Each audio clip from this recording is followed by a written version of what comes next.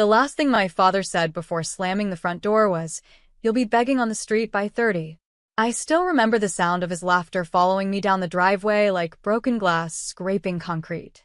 I was 19, carrying 2 trash bags stuffed with clothes, a burned-out laptop, and exactly $43 inside my coat pocket. My mother stood behind the kitchen window watching me leave without blinking once. My name is Vanessa Holloway, and that night changed the chemistry of my entire life. The cold air smelled like rain and gasoline while I sat outside the Greyhound station pretending not to cry. I kept replaying the argument inside my head. Dad called me selfish for refusing to abandon culinary school and work at his hardware store forever. Mom said dreams were luxuries for rich people. Then Dad grabbed my suitcase and threw it onto the lawn like I was already garbage. I slept upright on a plastic bench until sunrise, listening to strangers cough beside me. Around 5 in the morning, my phone buzzed unexpectedly. It was a voicemail from my mother, but she wasn't crying. She was laughing too. I listened to the voicemail 3 times before deleting it forever. My mother sounded breathless from laughing while telling somebody in the background, "She'll come crawling back within 6 months." Then the recording ended with glasses clinking together like they were celebrating my funeral. That morning, I walked 2 miles through freezing drizzle to a diner near the station because their sign said dishwasher needed immediately. The owner barely looked at my application before handing me an apron stained with old grease. My hands blistered within hours. By midnight, my fingertips felt peeled raw from detergent and boiling water, but I stayed after closing scrubbing floors because exhaustion hurt less than humiliation. I rented half of a storage room behind a laundromat from another waitress named Carla. There was no window, no shower, just a folding cot beside towers of detergent boxes. Every night, I studied culinary textbooks under a flickering bulb while rats scratched inside the walls. Months passed without hearing from my parents again. Then one Friday evening, a black pickup truck pulled beside the diner while I carried trash outside. My father stepped out wearing the same cruel smile I grew up fearing. He looked me over slowly before dropping something heavy onto the wet pavement beside my feet. The heavy object hit the pavement with a metallic crack.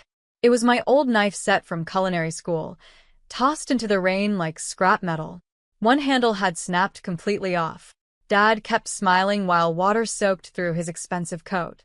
"Thought you'd want these back before the pawn shops reject them too," he said loudly enough for the kitchen staff behind me to hear. I bent down carefully, gathering each knife, without speaking. My hands shook from rage more than cold. "You know what your problem is, Vanessa," he continued. "You confuse pride with talent." The dumpsters behind the diner smelled rotten after the storm. Grease floated through puddles around my shoes, while passing headlights flashed across his face. For a second, I saw exactly who he was beneath the polished church suits and fake neighborhood charm, a man terrified somebody else might become bigger than him. "I'm working," I said quietly. "Please leave." He laughed again. Same laugh.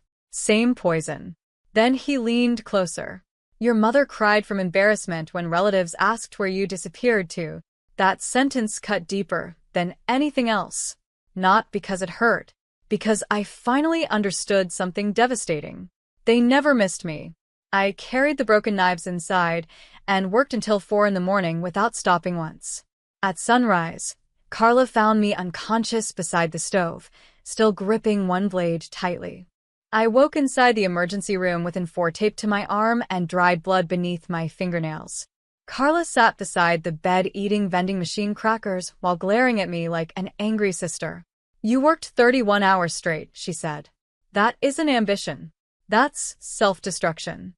The doctor warned me about dehydration and exhaustion, but all I could think about was the humiliation on my father's face if he saw me there. Weak. Collapsed. Exactly what he expected. 2 days later, the diner owner fired me for causing problems during business hours. I thanked him anyway because desperate people learn quickly how to swallow pride without choking. I found another kitchen job downtown prepping vegetables for banquets at a hotel nobody famous actually visited anymore. The pay was terrible, but the executive chef, Lionel Mercer, noticed details other people ignored. He watched how I diced onions evenly under pressure. how I balance seasoning instinctively, without measuring. One night after service, he tasted a tomato soup I made from leftover ingredients and stared at me silently for almost 10 seconds. "Who trained you?" he finally asked. "No one," I answered honestly. Something shifted behind his eyes after that. 3 weeks later, Lionel handed me keys to the kitchen before sunrise and said, "Don't embarrass me tonight." Then I discovered the banquet booking was for 800 guests, and Lionel never showed up. The kitchen froze the moment staff realized Lionel was missing. 800 guests were arriving within hours for a mayoral fundraising gala, and every cook inside that hotel looked ready to quit. Orders overlapped across counters while burners smoked unattended. Somebody dropped an entire tray of salmon onto the floor. Then every terrified face turned toward me because Lionel had left the kitchen keys in my hands. I should have panicked. Instead, something inside me became frighteningly calm. I started assigning stations before anyone could argue. I rewrote half the menu using ingredients already prepped, cut unnecessary garnish work, and reorganized the timing board with a black marker shaking slightly between my fingers.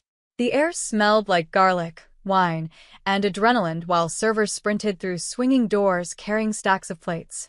For 6 straight hours, I barely breathed. When the final entree left the pass, silence spread slowly across the kitchen. One dishwasher actually started clapping first. Then another cook joined him. I remember standing there sweaty and exhausted while strangers looked at me differently than anyone ever had before. Not with pity. Not with disappointment. With respect. Near midnight, the hotel general manager walked into the kitchen holding a business card between 2 fingers. "The owner of Bellamy Restaurants wants to meet whoever saved tonight," he said. I took the card carefully. Then my stomach dropped after reading the name printed underneath the gold logo. Gregory Holloway. My uncle. I had not seen Uncle Gregory since my grandmother's funeral, years before my parents threw me out. Back then, Dad called him a traitor because he sold his share of the family hardware business and opened restaurants instead. According to my father, Gregory embarrassed the family by serving overpriced pasta to rich idiots. Now his name sat inside my trembling hands. The meeting happened inside a quiet steakhouse overlooking the river. Gregory studied me across the table for several long moments before speaking. He had my father's eyes, but none of his cruelty. "You look exactly like your grandmother when she was angry," he said softly. I laughed despite myself. Then I told him everything. The storage room, the diner, the voicemail, the knives thrown beside the dumpsters. He listened without interrupting once. When I finally stopped talking, shame burned through me for exposing so much weakness aloud. Instead of pity, Gregory slid a folder across the table. Inside were partnership papers for a failing restaurant downtown he wanted to renovate. "You don't need charity," he said. "You need ownership." I stared at him speechless, while traffic lights reflected across the windows behind us. Nobody had ever offered me trust before. Then Gregory reached into his coat pocket and placed something else carefully onto the table. It was my mother's wedding ring. And suddenly, nothing inside my family made sense anymore. The ring looked smaller than I remembered. Thin gold band. Tiny diamond chip near the center. My mother used to twist it constantly whenever she lied. "Why do you have this?" I asked quietly. Gregory exhaled heavily before answering. "Because your mother sold it to me 11 years ago." The restaurant noise around us disappeared completely. "She came to my office crying," he continued. "Your father had gambling debts nobody knew about. Creditors were threatening lawsuits. I offered help, but his pride wouldn't allow it." Gregory paused carefully. "Then he blamed you for the financial pressure after culinary school tuition bills arrived." I felt physically sick hearing the truth rearrange my entire past. "They didn't throw me out because I failed them," I whispered. "No," Gregory said gently. "They threw you out because they were drowning." For several seconds, anger battled heartbreak inside my chest so violently I could barely breathe. Every cruel sentence, every insult, every laugh suddenly carried desperation underneath it. That realization hurt worse than hatred ever could. Gregory gave me 24 hours before signing the partnership papers.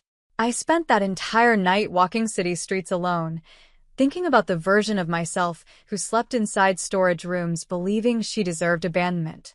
At sunrise, my phone rang unexpectedly. Caller ID showed my mother's name for the first time in 15 years. I answered immediately. I answered without speaking. For several seconds, all I heard was breathing. Then my mother said softly, "Your father's sick." No apology. No regret. Just strategy.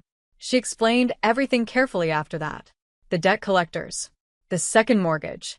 The hardware store collapsing during the recession.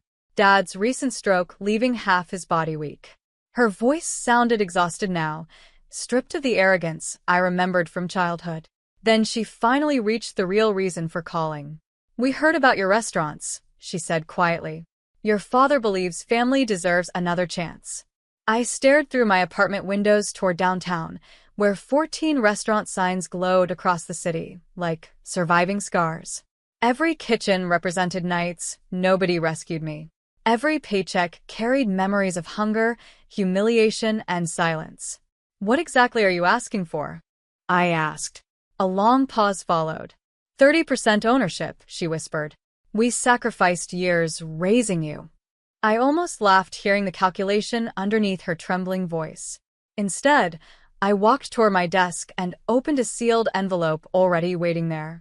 Gregory helped prepare it weeks earlier after warning me this call would eventually come.